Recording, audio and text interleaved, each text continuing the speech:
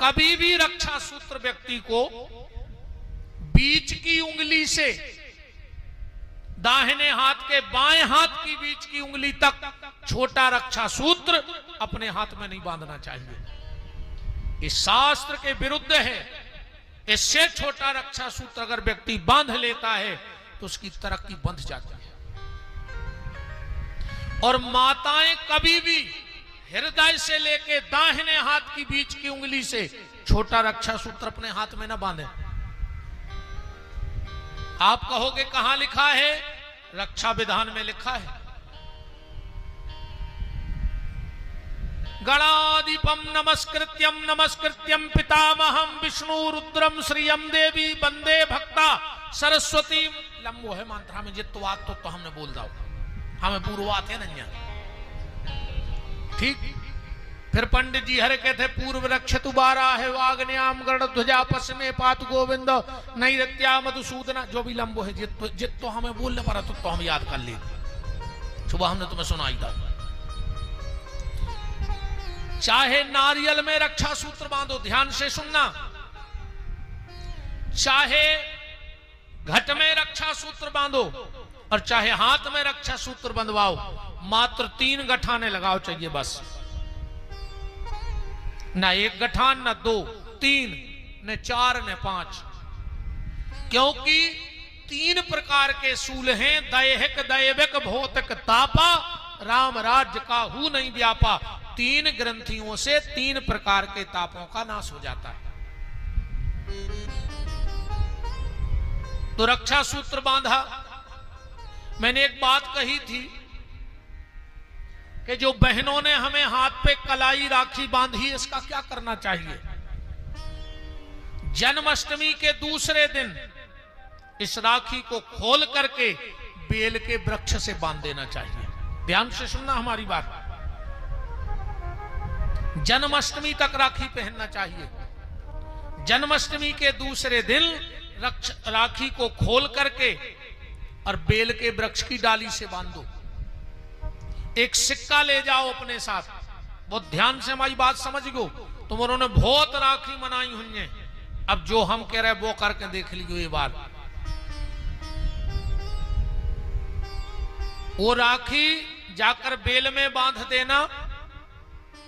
Bell क्या है? Bell की उत्पत्ति कहां से है?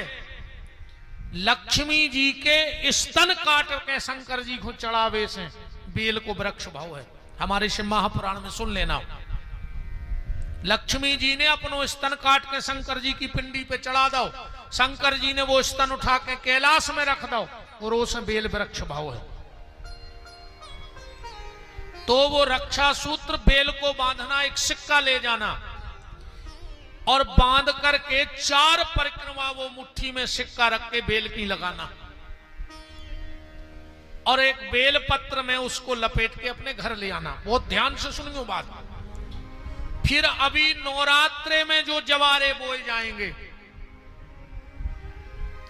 खप्पा लगत ना, उसमें से थोड़े से जवारे ले लेना और जो तुम नवमी के दिन पैसा ले आए परिक्रमा लगा के एक को सिक्का और बेल पत्र, कोई में वे जवारे रख दियो। दीपावली की रात में उनकी पूजा करना, उस सिक्के की, बेलपत्र की और जवारे की, और उसमें से थोड़े से जवारे लक्ष्मी जी को चढ़ाना। और जो दीपावली की 2 जाए और जब बहन से तिलक लगवाओ तो वो जवारे बहन को दे देना। उसका घर हरा भरा रहेगा, उसकी मांग का सिंदूर कभी नहीं मिटेगा, उसका परिवार हरा भरा रहेगा, उसकी बुद्धि कभी ऐसी नहीं होगी कि वो अपने पति को छोड़ दे या परिवार को छोड़ दे। घर में सुख शांति से रहेगी।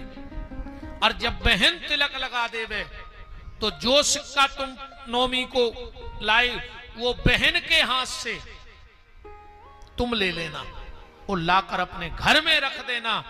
तुम्हारे जहां पैसा रखते हो, एक बार मेरी ये बात मान के देखो, तुम अगर जहां तुम्हारी तिजोरी है अगर 10 रुपया रखोगे उठाओगे उसमें से 10 रुपया, 9 दिन बाद 20 रुपया वहां पहुंच जाएगा, तुम्हारी तिजोरी खाली नहीं होगी।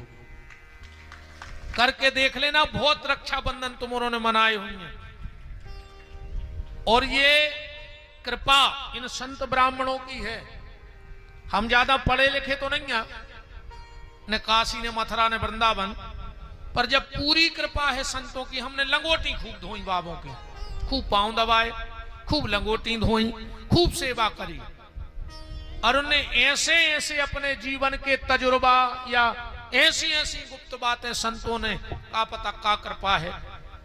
संत जो बात को उन्हें बताएं बस चुपचाप मुझे बता देते, या हमारे माता पिता के सत्कर्मों को फल है। तो समझ में आ गया कि राखी का क्या करना है। बलि ने कहा मांगो बहन।